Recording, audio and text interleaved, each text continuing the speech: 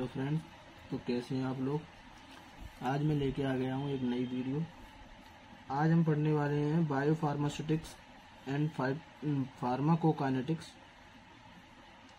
ये B pharma 6 semester का subject है और हम इसमें क्वेश्चन पेपर देखते हैं। इसमें जो है पहला सेक्शन में पहला क्वेश्चन है classify different type of pharmacokinetics model. तो फार्माकोकाइनेटिक्स मॉडल कितने टाइप के होते हैं? तो pharmacokinetics model are of 3 type. 3 तरह के फार्माकोकाइनेटिक मॉडल होते हैं, जिसमें पहला है कंपार्टमेंट मॉडल और इसको हम एम्पिरिकल मॉडल भी कहते हैं, और दूसरा है फिजियोलॉजिकल मॉडल, इसको हम रियलिस्टिक मॉडल भी कहते हैं, और अगला है हमारा डिस्ट्रीब्यूटेड मॉडल। डिस्ट्रीब्यूटेड मॉडल इसको हम रियलिस्टिक मॉडल भी कहते हैं। अगला क्वेश्चन है हमारा compare absolute bioavailability with relative bioavailability. तो एब्सोल्यूट बायोअवेलेबिलिटी और रिलेटिव बायोअवेलेबिलिटी क्या होता है? तो एब्सोल्यूट बायोअवेलेबिलिटी क्या है? When the systemic availability of drug administered orally is determined in comparison to its IV administration. Absolute bioavailability हमारी क्या होती है? हम किसी को कंपेयर करें, जैसे हमारी ओरली हमने कोई भी ड्रग ली हो और उसको आईवी हमने दी हो, तो उन दोनों में जिसकी सबसे ज्यादा बायोअवेलेबिलिटी, जैसे पता है आईवी एडमिनिस्ट्रेशन की बायोअवेलेबिलिटी ज्यादा होगी, तो ये हमारी क्या होती है? एब्सोल्यूट बायोअवेलेबिलिटी होती है। और रिलेटिव बायोअवेलेबिलिटी क्या होती है? When the systemic availability of drug administered orally is compare with that of N oral standard of the same drug. अब रिलेटिव बायोअवेलेबिलिटी क्या होती है? अगर हम किसी भी ड्रग को ओरली ले रहे हैं और उसको कंपेयर कर रहे हैं ओरली स्टैंडर्ड ड्रग के साथ, तो वो क्या होती है? हमारी रिलेटिव बायोअवेलेबिलिटी। अगला हमारा क्वेश्चन है हमारा define clearance, what is its unit. तो क्लियरेंस क्या है? Clearance it is defined as the hypothetical volume of body fluid containing drug from which the drug is removed or cleared completely in a specific period of time। तो clearance हमारा क्या है? एक hypothetical volume है body में, जो body fluid में, जिसमें क्या है कि कितनी हमारी ड्रग रिमूव हो चुकी है बॉडी से इतने टाइम में। तो इसका जो फॉर्मूला है वो है elimination rate upon plasma drug concentration. Clearance is equal to होता है elimination rate upon plasma drug concentration. ये हमारा क्या है? क्लियरेंस का फॉर्मूला है। अगला क्वेश्चन है हमारा डिफाइन वॉल्यूम ऑफ डिस्ट्रीब्यूशन। तो वॉल्यूम ऑफ डिस्ट्रीब्यूशन क्या होता है? It is defined as the hypothetical volume of body fluid into which the drug is dissolve और डिस्ट्रीब्यूटेड। तो वॉल्यूम ऑफ डिस्ट्रीब्यूशन क्या है? एक हाइपोथेटिकल वॉल्यूम है जिसमें क्या है, कितनी जो हमारी ड्रग है वो बॉडी फ्लूइड में डिसॉल्व हो चुकी है और डिस्ट्रीब्यूट हो चुकी है। तो इसका जो फॉर्मूला है वो है apparent volume distribution is equal to amount of drug in body upon plasma drug concentration. इसको हम जो वॉल्यूम ऑफ डिस्ट्रीब्यूशन है उसको हम बीडी से डिनोट करते हैं, और amount of drug in body हम एक्स से डिनोट किए, और सी हमारा क्या है? Plasma drug concentration. उसके बाद अगला हमारा क्वेश्चन है what are the advantage of IV infusion injection. तो हमारे क्या क्या आईवी इन्फ्यूजन इंजेक्शन के क्या क्या एडवांटेज हैं? रैपिड ऑनसेट ऑफ एक्शन, जल्दी एक्शन दिखाता है, faster and complete drug absorption, और इसमें क्या है? फास्ट जल्दी एब्जॉर्ब हो जाता है और कंप्लीटली ड्रग एब्जॉर्ब होता है। अगला है हमारा immediate access to cardiovascular system, और ये कार्डियोवैस्कुलर सिस्टम को जल्दी से एक्सेस कर देता है। Less painful than IM route, और ये कम पेनफुल होता है किसके? इंट्रामस्कुलर रूट से। और अवॉइड फर्स्ट पास मेटाबॉलिज्म, और ये क्या कहते हैं? जो आईवी इन्फ्यूजन इंजेक्शन होते हैं वो फर्स्ट पास मेटाबॉलिज्म को भी अवॉइड कर देते हैं। उसके बाद अगला हमारा जो क्वेश्चन है वो है enumerate the factor affecting drug absorption. अब जो फैक्टर, कौन कौन से फैक्टर हैं जो ड्रग एब्जॉर्प्शन को क्या करते हैं? अफेक्ट करते हैं। तो पहला है हमारा physicochemical property of drug substance. इसमें है drug solubility and dissolution rate, particle size, polymorphism and amorphism, salt form of the drug और ड्रग सॉल्युबिलिटी। अगला हमारा जो फैक्टर है पेशेंट रिलेटेड फैक्टर, तो पेशेंट रिलेटेड फैक्टर में एज है, वेट है, जेंडर है, गैस्ट्रिक एम्पटी टाइम है, जीआईटी पीएच है, डिसीज स्टेट है, presence of other drug, presence of food, ये हमारे क्या है एब्जॉर्प्शन को अफेक्ट करने वाले कुछ फैक्टर हैं। अगला हमारा जो क्वेश्चन है वो है, अगला हमारा क्वेश्चन है mention the non renal route of drug excretion of drug. तो नॉन रीनल रूट कौन कौन से हैं? पहला है बिलियरी एक्सक्रीशन, दूसरा है पल्मोनरी एक्सक्रीशन, तीसरा है सलाइवरी एक्सक्रीशन, चौथा है मेमोरी एक्सक्रीशन, अगला है स्किन डर्मल एक्सक्रीशन, और अगला है गैस्ट्रो इंटेस्टाइनल एक्सक्रीशन, और है जेनिटल एक्सक्रीशन। ये हमारे नॉन रीनल रूट हैं ड्रग एक्सक्रीशन के। अगला हमारा क्वेश्चन है how will you define steady state drug level. तो steady state is reach when the quantity of drug eliminated in the unit of time equal to the quantity of drug that reaches the systemic circulation. तो steady state drug level क्या है कि हमारी वो quantity जब हमारी drug क्या कहते हैं एलिमिनेट हो जाती है किसी टाइम में, मतलब कहने का एलिमिनेटेड ड्रग और drug reaches the systemic circulation, मतलब amount of drug which reaches the systemic circulation, मतलब जो सिस्टमिक सर्कुलेशन में जो ड्रग पहुंच चुकी है उसकी क्वांटिटी और एलिमिनेटेड ड्रग की क्वांटिटी इक्वल हो जाती है, तो हमारी क्या हो जाती है स्टेडी स्टेट की कंडीशन आ जाती है। अगला हमारा क्वेश्चन है डिफाइन नॉन लीनियर फार्माकोकाइनेटिक्स। तो नॉन लीनियर फार्माकोकाइनेटिक्स क्या है? If the dose rate is increased or decreased, the plasma drug concentration will also increase or decrease for the same drug. जब हम क्या कहते हैं डोज रेट को इंक्रीज या डिक्रीज करेंगे तो हमारी जो प्लाज्मा ड्रग कंसेंट्रेशन है वो भी इंक्रीज और डिक्रीज होगी। The plasma drug concentration change either more or less than would be expected from a change in dose rate. अब क्या होता है प्लाज्मा ड्रग कंसेंट्रेशन अगर हम चेंज करेंगे तो या तो वो ज्यादा होगा या फिर वो कम होगा हमारे एक्सपेक्टेशन से। दिस इज, और इसी को हम क्या कहते हैं नॉन लीनियर फार्माकोकाइनेटिक्स। जो अगला हमारा क्वेश्चन है, अगला क्वेश्चन है enlist the various method to enhance the dissolution rate of poorly soluble drug. तो पुअरली सॉल्युबल ड्रग के डिसोल्यूशन रेट को एनहेंस करने के लिए कौन कौन से मेथड होते हैं? पहला मेथड है particle size reduction. Particle size को अगर हम छोटा कर देंगे तो वो जल्दी डिसॉल्व हो जाएगा। अगला है हमारा हाइड्रोट्रॉफी। हाइड्रोट्रॉफी मतलब ज्यादा वाटर सॉल्युबल होगा तो जल्दी हो जाएगा। और अगला है हमारा सरफेक्टेंट। सरफेक्टेंट मतलब वो जल्दी से, सरफेक्टेंट मतलब उसमें क्या कहते हैं एक ऑयली फेज होगा और एक वाटर फेज होगा। अगला है हमारा nano suspension technology. Nano suspension technology मतलब छोटे छोटे सस्पेंशन आते हैं जो जिसमें बहुत ही नैनो पार्टिकल्स होते हैं ड्रग के, वो जल्दी क्या होते हैं डिसोल्यूशन रेट उनका क्या होता है ज्यादा होता है। पीएच एडजस्टमेंट, अब उनका हम पीएच एडजस्ट कर देंगे तो भी वो जल्दी से डिसॉल्व हो जाएंगे। अगला है हमारा सॉलिड डिस्पर्जन। सॉलिड डिस्पर्जन अगला है हमारा साल्ट फॉर्मेशन, और उसमें हम अगर साल्ट फॉर्मेशन की प्रॉपर्टी है तो भी वो जल्दी हमारा क्या हो जाएगा डिसॉल्व हो जाएगा। तो हमारा ए सेक्शन यही समाप्त होता है। अगला हमारा सेक्शन है सी सेक्शन में हमारा जो पहला क्वेश्चन है वो है describe the various factor causing non linearity. तो कौन कौन से फैक्टर हैं जो नॉन लीनियरिटी को कॉज करते हैं?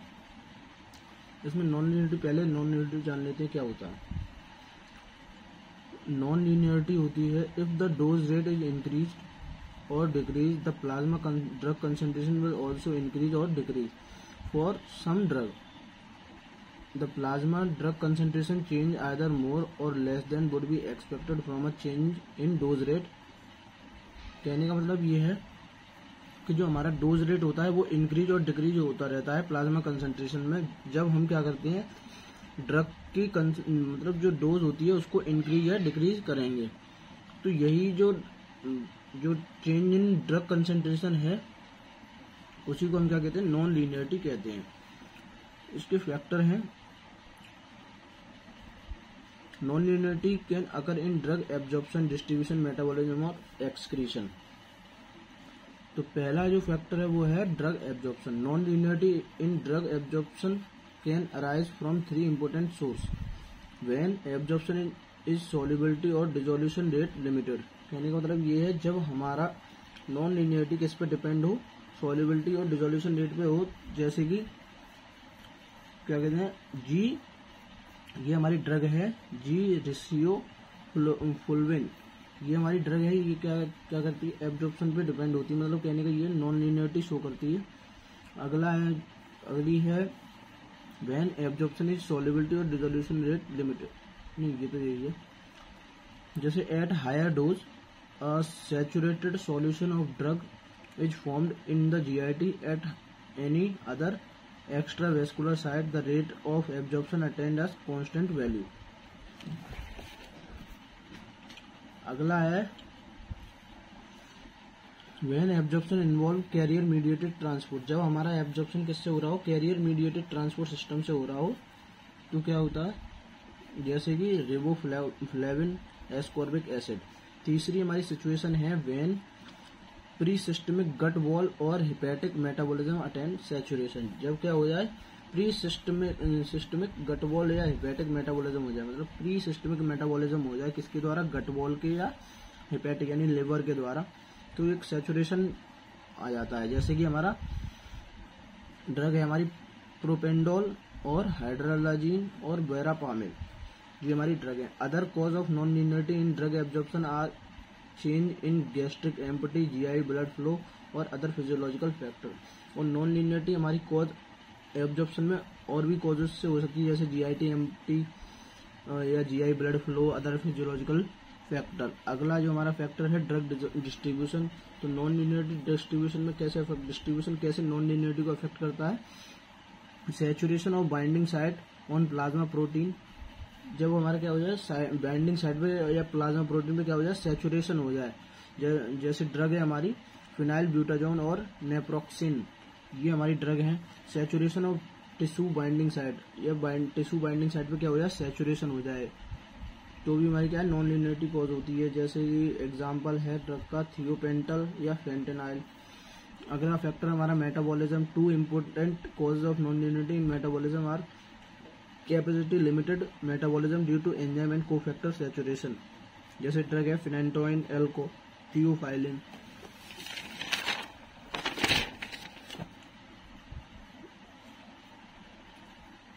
अगला है हमारा drug excretion. The 2 active process in renal excretion of drug that are saturable are.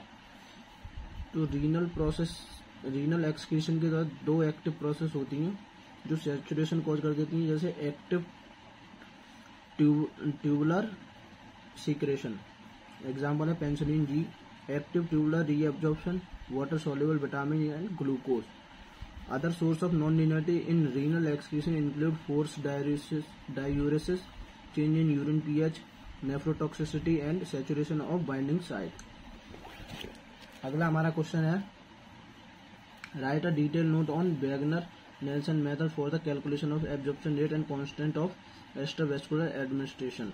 तो वेगनर-नेल्सन मेथड क्या होता है, this method involve determination of K यानी कि absorption rate constant from percentage unabsorbed time plot and does not require the assumption of zero or first order absorption. After oral administration of single dose of a drug क्या होता है, XA is equal to X plus XE, where XA क्या है, amount of drug absorb in the systemic circulation, X है हमारा sum of amount of drug in the body, और XE क्या है, amount of drug eliminated from the body. Amount of drug in body क्या हो जाएगा, X is equal to BDC, ये हम जानते हैं। The amount of drug eliminated at any time can be calculated. जो हमारा अमाउंट ऑफ ड्रग एलिमिनेट हो चुका है किसी टाइम पे, तो उसको कैसे कैलकुलेट करते हैं, XE बराबर KE इंटू VD और AUC T। Substitute the value of X and XE in equation second. अब हम सेकंड इक्वेशन में क्या करेंगे, XE और X की वैल्यू क्या करेंगे, रिप्लेस कर देंगे। तो XA बराबर क्या हो जाएगा हमारा BDC प्लस KE BD और AUC 0 से T, ये हमारी क्या है, लिमिट हो गई। आगे हमारा टी हमारा क्या है 0 से इन्फिनिटी, और एक्स ए इन्फिनिटी क्या हो जाएगी, एक्स ए इन्फिनिटी हो जाएगी हमारे बी डी सी की पावर सी की limit infinity plus K E B D A U C 0 से इन्फिनिटी लिमिट। उसके बाद सिंस एट टी इन्फिनिटी, जब टाइम इन्फिनिटी हो जाएगी तो हमारे कंसंट्रेशन क्या हो जाएगी 0 हो जाएगी। तो हमारे जो प्लाज्मा कंसंट्रेशन है उसको हम क्या कर देंगे निग्लेजिबल कर देंगे। तो एक्स ए इन्फिनिटी क्या हो जाएगी हमारी 0 प्लस कंसंट्रेशन हमारी 0 हो गई, तो कंसंट्रेशन अगर 0 का इंटू किसी में भी करेंगे तो वो क्या आएगा 0 आएगा। तो ये 0 हो गई plus K E B D A U C 0 से इन्फिनिटी।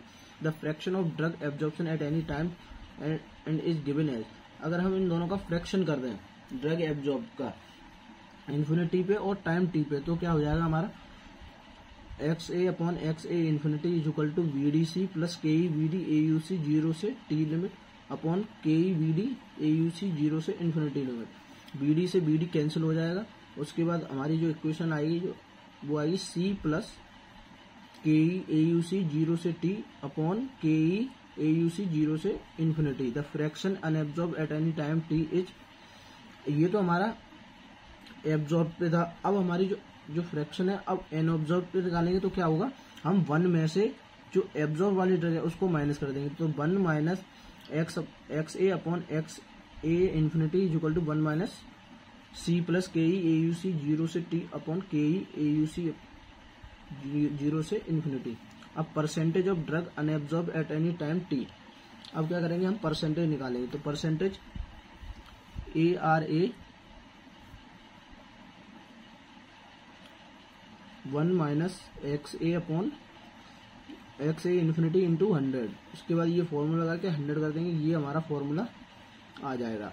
उसके बाद ये उसका ग्राफ है log percentage A R A और ये टाइम के बीच, तो इसका जो स्लोप आ जाएगा वो क्या आएगा माइनस के ए अपॉन 2.303, ये इसका स्लोप आ जाएगा। अगला जो हमारा क्वेश्चन है वो है what do you mean by drug metabolism, explain factor affecting renal excretion of drug. तो ड्रग मेटाबॉलिज्म क्या है, metabolism is the conversion of generally more lipophilic xenobiotic compound into hydrophilic metabolites. Metabolism क्या है, जो lipophilic xenobiotic compound होते हैं वो किस में चेंज हो जाता है हाइड्रोफिलिक मेटाबोलाइट में, that can be eliminated from the body by excretion, जो क्या हो जाते हैं एलिमिनेट हो जाते हैं हमारी बॉडी से किसके द्वारा एक्सक्रीशन के द्वारा। तो metabolism of a drug involve enzyme and several investigative study may be needed to identify major metabolites and relevant metabolic pathway. Factor affecting renal excretion, अब कौन कौन से फैक्टर हैं जो रीनल एक्सक्रीशन को अफेक्ट करते हैं। तो पहला जो फैक्टर है वो है मॉलिक्यूलर वेट। मॉलिक्यूलर वेट कैसे अफेक्ट करता है, smaller molecular weight drug less than 300 dalton, ये greater than 300 dalton are easily secreted by glomerular filtration than larger molecule weight drug with molecular weight between 300 to 500 dalton are excreted in both bile and urine. अगला हमारा factor है वो है drug lipid solubility. Drug lipid solubility कैसे affect करती है, lipophilicity is inversely proportional to urinary excretion. जो lipophilicity है वो है इनवर्सली प्रोपोर्शनल है, यानी कि जितना लिपोफिलिसिटी कम होगी उतना ही ज्यादा यूरिनरी एक्सक्रीशन होगा। अब जितना कम यूरिनरी एक्सक्रीशन होगा उतनी ज्यादा लिपोफिलिसिटी होगी। As increase the lipid solubility increase the volume of distribution of drug, hence decrease renal excretion. कहने का मतलब ये है अगर हम लिपिड सॉल्युबिलिटी इंक्रीज करेंगे तो उससे क्या होगा, वॉल्यूम ऑफ डिस्ट्रीब्यूशन इंक्रीज हो जाएगा और जो रीनल एक्सक्रीशन है वो क्या हो जाएगा, डिक्रीज हो जाएगा। अगला हमारा फैक्टर है वो है स्टीरियोकेमिकल नेचर। अब स्टीरियोकेमिकल नेचर कैसा है, drug like chloroquine disopyramide are stereo selective secreted by the kidney. अब जो ड्रग है क्लोरोक्वीन है या डिसोप्राइमेड, ये क्या है स्टीरियो सिलेक्टिव है, जो क्या होती है किडनी से सीक्रेटेड होती है, मतलब किडनी से फिल्टर आउट हो जाती है। The volume of distribution, drug which are having a larger volume of distribution are poorly excreted in the urine. अब जो ड्रग हैं जो लार्जर वॉल्यूम ऑफ डिस्ट्रीब्यूशन है उनका, तो वो क्या होती हैं, इजीली एक्सक्रीट आउट नहीं होती हैं. उसके बाद है protein binding of drug. Protein bound drug act as macro molecule so can not be filter by glomerular filtration. अब जो प्रोटीन बाउंडेड ड्रग होती हैं वो क्या होती है, मैक्रो मॉलिक्यूल होती हैं और वो इजीली फिल्टर आउट नहीं होती हैं ग्लोमेरुलर फिल्ट्रेशन से. तो only free drug excreted into the glomerular filtration. जो फ्री ड्रग होती हैं वही क्या होती हैं, फिल्टर होती हैं ग्लोमेरुलर फिल्ट्रेशन से. Thus these drug are bound to protein that have a long half life. अगला है degree of ionization. PK is a dissociation constant that govern the degree of ionization at a particular pH. Plasma concentration of drug, glomerular filtration and tubular filtration reabsorption are passive process, thus are directly affected by the plasma concentration of drug. अगला है हमारा drug interaction. If refer to the process of interaction of drug when administered simultaneously into the body. मतलब कहने का ये, अगर दो drug हम आपस में ले लेंगे तो वो क्या होगा उसमें इंटरेक्शन होगा जिससे वो क्या होगा, जल्दी से एक्सक्रीट आउट नहीं होंगे. अगला है urine flow rate. This factor affect only drug whose absorption is pH sensitive. ये फैक्टर किसको अफेक्ट करता है, जो ड्रग क्या होती है, एब्जॉर्प्शन पीएच सेंसिटिव होती हैं. For such drug the higher the urine flow rate the lower the reabsorption drug excretion is greater. जिनका हायर यूरिन फ्लो रेट होता है उनका लो रीएब्जॉर्प्शन होता है और क्या होता है, एक्सक्रीशन ज्यादा होता है. Urine flow does not affect the drug if excreted by glomerular filtration and tubular filtration. जो यूरिन फ्लो है वो अफेक्ट नहीं करता है अगर वो किससे एक्सक्रीट आउट हो रही है, ग्लोमेरुलर फिल्ट्रेशन से या ट्यूबुलर फिल्ट्रेशन से. ये सारे फैक्टर हैं जैसे molecular weight, drug lipid solubility, stereochemical nature, volume of distribution, protein binding of drug, degree of ionization, plasma concentration of drug, urine flow rate, blood flow to the kidney, biological factor, disease factor, drug interaction. ये क्या है, factors हैं जो किसको affect करते हैं, renal excretion को.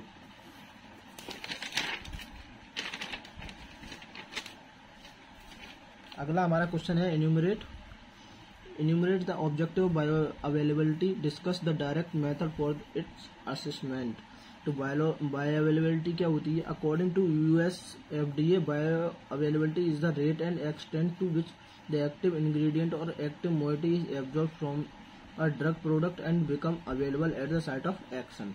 कहने का मतलब ये है कि जो हमारा रेट और अमाउंट है किसी भी ड्रग का या एक्टिव इंग्रेडिएंट का, वो एब्जॉर्ब हो चुका है और कहाँ पर अब सिस्टमिक सर्कुलेशन में पहुंच गया है, वो अमाउंट हमारी क्या कहलाती है, बायो अवेलेबिलिटी होती है. अब ऑब्जेक्टिव क्या है इसके बायो अवेलेबिलिटी के, तो ऑब्जेक्टिव है इसके bioavailability data provide an estimation of the fraction of the drug absorption, distribution, metabolism, excretion and effect of food on the absorption of drug dose, potential proportionality or linearity in the pharmacokinetic of active moiety and when appropriate inactive moiety.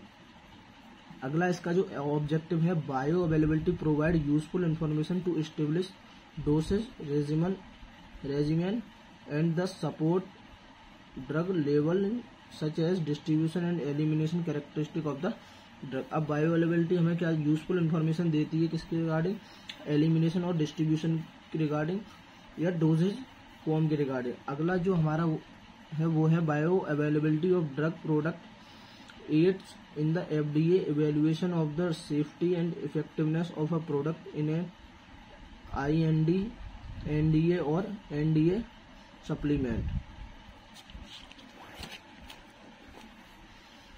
Fourth वाला है हमारा the bio availability of formulation used in drug development may be needed to compare the early and late clinical trial formulation, the formulation used in clinical trial and stability study if different, the clinical trial formulation and to be marketed drug product, the equivalence of product strength, the comparison of two different products that are subjected of a new drug application submission. जो हमारी bio availability है वो हमें comparison भी बता दी है दो drug के बीच में कि जो नया ड्रग बना है वो कितना अच्छा है और जो हमारा पुराना ड्रग है वो कितना अच्छा है। Method for assessing bio availability, इसमें पहला मेथड है plasma drug concentration. Plasma drug के कंसंट्रेशन कैसा है? This method based on the assumption that there is direct link between the concentration of drug in the blood and the concentration of drug at the targeted site. अब ये क्या करती है? Direct link होती है किसके बीच में? Concentration of drug in blood और concentration of drug at the site targeted site.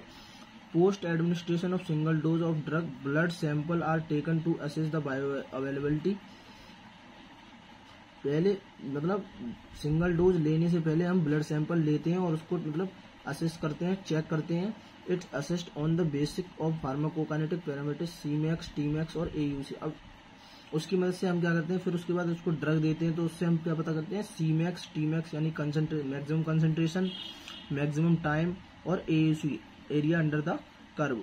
अगला है हमारा urinary drug excretion, the relation between the cumulative amount of drug excreted in the urine and the plasma level time curve, so that when the drug is almost completely eliminated the plasma drug concentration approach zero and the maximum amount of drug excreted in the urine।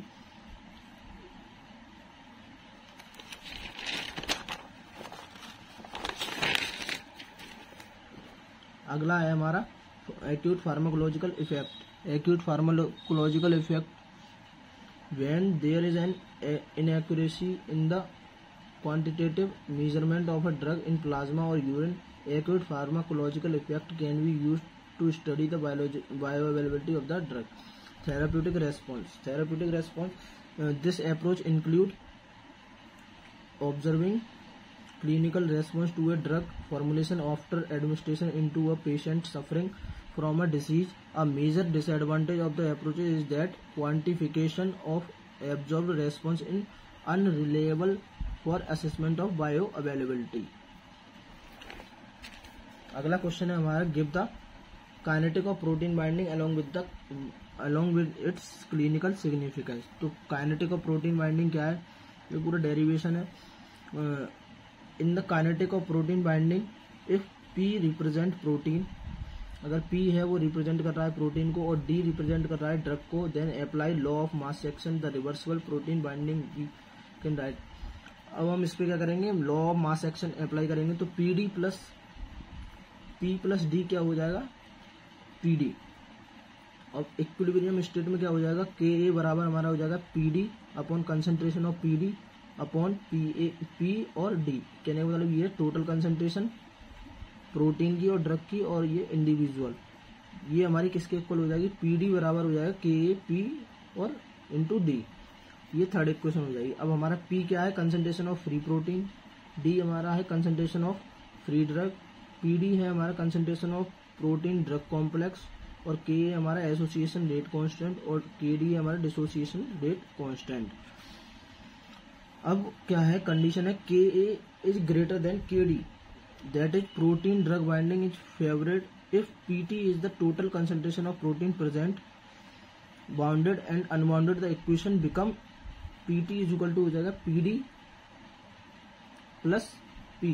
ये हमारी क्या हो जाएगी? Equation 4 हो जाएगी। अब उसके बाद क्या है? if R is the number of moles of drug bounded to the total moles of protein। अब क्या है? जो R है हमारा number of moles of drug, कहने का मतलब ये है कि जो नंबर ऑफ मोल्स ड्रग के कितने मोल्स प्रोटीन से बाइंड हो गए वो हमारा क्या है? R है। R हमारा number of moles of drug bound to total moles of protein. तो हमारी इक्वेशन क्या हो जाएगी? R is equal to PD upon PT और PT हमारा क्या है? PD plus P। तो ये हमारी क्या हो जाएगी? इक्वेशन 5 हो जाएगी। Substituting the value of PD from equation 3 in equation 5 we get R is equal to Ka PD upon Ka P into D plus P। ये इक्वेशन 6 हो जाएगी। तो R is equal to क्या हो जाएगा? अगर हम इसमें से P कॉमन ले लेंगे तो P कॉमन लेंगे तो P से P कैंसिल हो जाएगी तो हमारा क्या हो जाएगा? Ka D upon Kd plus 1। ये हमारी इक्वेशन 7 हो जाएगी। The equation 7 have only one binding side on the protein drug complex is a 1:1 complex. अब हमारी जो इक्वेशन 7 है उसमें क्या है, वन बाइंडिंग साइट है, तो हमारा जो प्रोटीन ड्रग कॉम्प्लेक्स होगा वो किसमें होगा, 1:1 में होगा। If more than 1 n number of binding site are available per moles of protein, then अगर हमारा एक से ज्यादा है, n number of binding site है, तो हमारी जो इक्वेशन हो जाएगी वो क्या हो जाएगी, R = n KAD upon KAD+1। n हमारा क्या है, number of binding site available पर मोल ऑफ प्रोटीन। अब इसके क्या है सिग्निफिकेंस ऑफ प्रोटीन काइनेटिक क्या है, एब्जॉर्प्शन। अब एब्जॉर्प्शन पे क्या सिग्निफिकेंस है, as we know the conventional dosage form follow first order kinetics, so when there is more protein binding then it's disturb the absorption equilibrium. अगर हमारा क्या होगा, प्रोटीन बाइंडिंग ज्यादा होगी तो हमारा क्या होगा, एब्जॉर्प्शन भी डिस्टर्ब हो जाएगा। अब हमारा क्या है, डिस्ट्रीब्यूशन में क्या है, a protein bound drug is particularly does not cross the BBB blood brain barrier the placental barrier. कहने का मतलब ये है, जो प्रोटीन बाउंडेड ड्रग होती हैं वो हमारे बैरियर्स को ये कुछ बैरियर हैं उनको क्रॉस नहीं कर पाती, जैसे कि BBB यानी कि ब्लड ब्रेन बैरियर और प्लेसेंटल बैरियर, इनको क्या करती हैं, क्रॉस नहीं कर पाती। Thus protein binding decrease the distribution of rate. इससे क्या होता है, डिस्ट्रीब्यूशन ऑफ रेट क्या हो जाता है, डिस्ट्रीब्यूशन ऑफ ड्रग क्या हो जाता है, डिक्रीज हो जाता है। उसके बाद हमारा क्या है, मेटाबॉलिज्म। तो मेटाबॉलिज्म क्या है, protein binding decrease metabolism of drug and enhance the biological half life. जो प्रोटीन बाइंडिंग होती है वो मेटाबॉलिज्म को कम कर देती हैं और बायोलॉजिकल हाफ लाइफ को इंक्रीज कर देती हैं। Only unbounded drug get metabolized. जो अनबाउंडेड ड्रग होती हैं वही मेटाबोलाइज होती हैं, जैसे कि हमारी एग्जांपल है फिनाइल ब्यूटाजोन और सल्फोनामाइड। अगला है हमारा एलिमिनेशन कैसे है, only the unbounded drug is capable of being eliminated. जो अनबाउंडेड ड्रग होती है वही मतलब कैपेबल होती है एलिमिनेशन के लिए। Protein binding prevent the entry of drug to the metabolism organ liver, जैसे कि liver to glomerular filtration that is tetracycline eliminated mainly by glomerular filtration. जो टेट्रासाइक्लिन होती है वो केवल ग्लोमेरुलर फिल्ट्रेशन से ही क्या होती है, एक्सक्रीट होती है, एलिमिनेशन होती है। अब जब उसका क्या होगा, मेटाबॉलिज्म नहीं होगा। मेटाबॉलिज्म क्यों नहीं होगा, जब वो प्रोटीन से बाउंड होगी। अगर वो प्रोटीन से बाइंड है तो उसका मेटाबॉलिज्म नहीं होगा, और मेटाबॉलिज्म नहीं होगा तो उसका क्या होगा, ग्लोमेरुलर फिल्ट्रेशन भी नहीं होगा। अगला है systemic solubility of drug. Lipoprotein act as vehicle for hydrophobic drug like steroid, heparin, oil soluble vitamin.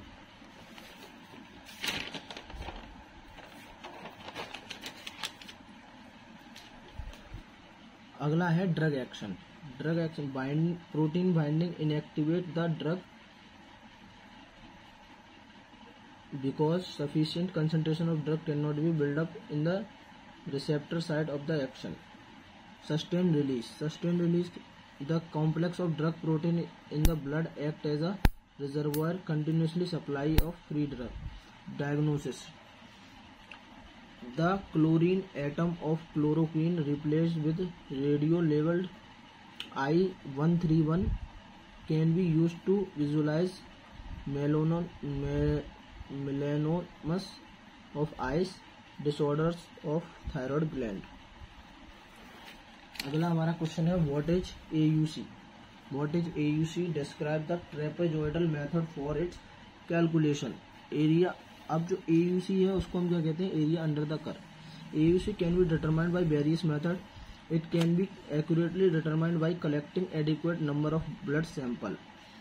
अब AUC को डिटरमाइन मतलब AUC को कैलकुलेट करने के लिए बहुत सारे मेथड हैं। The following method are used for determining AUC। अब ये कुछ मेथड दिए हैं AUC को डिटरमाइन करने के लिए। जैसे पहला मेथड है प्लेनीमीटर, दूसरा है कट एंड वेट मेथड, और तीसरा है ट्रेपेजॉइडल रूल। अब प्लेनीमीटर क्या होता है, it is an instrument used for mechanical measuring the area of plane figure, draw the rectilinear graph paper. अब ये प्लेनीमीटर है वो एक इंस्ट्रूमेंट है जिससे क्या है मैकेनिकल मेजर होता है एरिया का। अब हम उस पर क्या करते हैं, कुछ फिगर ड्रॉ करते हैं और रेक्टिलिनियर ग्राफ ड्रॉ करते हैं, जिससे हम क्या करते हैं AUC को कैलकुलेट करते हैं। दूसरा मेथड है हमारा cut and way method. In this method the total area under the curve on rectilinear graph paper is cut. इसमें क्या करते हैं, जो टोटल एरिया होता है कर्व का रेक्टिलिनियर ग्राफ पेपर पर, उसको कट कर लेते हैं एक्यूरेटली वेट, और उसको वेट कर लेते हैं on an analytical balance. The obtain total weight is divided by the weight of unit area of same paper. उसके बाद क्या कर देते हैं, हम उसको डिवाइड कर देते हैं, जो टोटल वेट होता है उसको डिवाइड कर देते हैं यूनिट एरिया के वेट से उसी पेपर का। फिर उसके बाद अगला हमारा है ट्रेपेजॉइडल मेथड।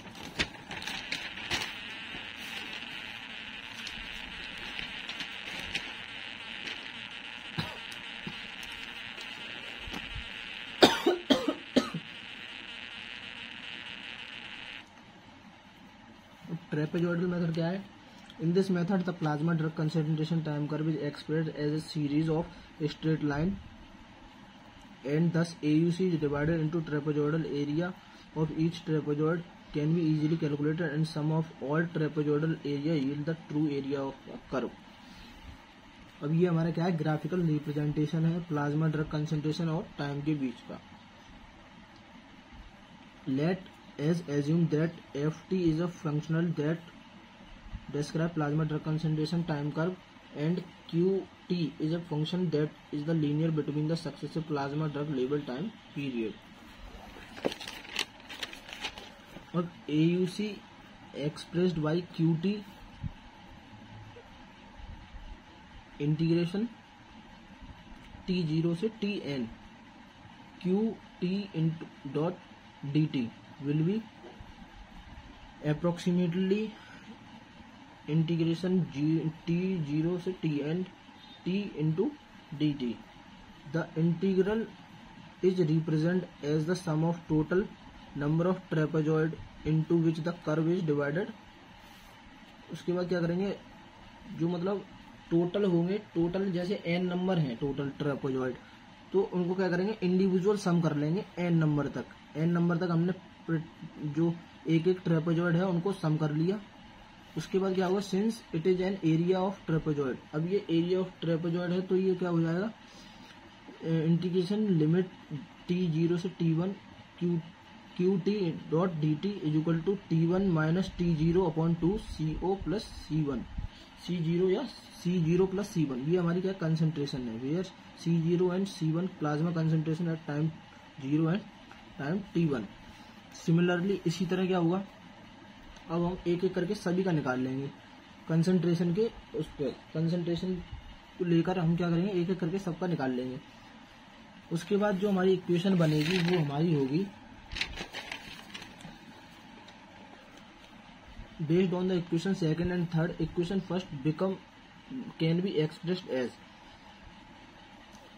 इंटीग्रेशन T0 से Tn Qt dot dt is equal to हो जाएगा, ये एक एक मतलब ये पहले का, ये दूसरे का, ये तीसरे का, ऐसे ही n नंबर तक हमने क्या करिए उसकी कंसंट्रेशन के बेस पे निकाल लिया। अब इनको सबको ऐड कर दिया तो इसका जो फाइनल जो फॉर्मूला आएगा वो ये आएगा।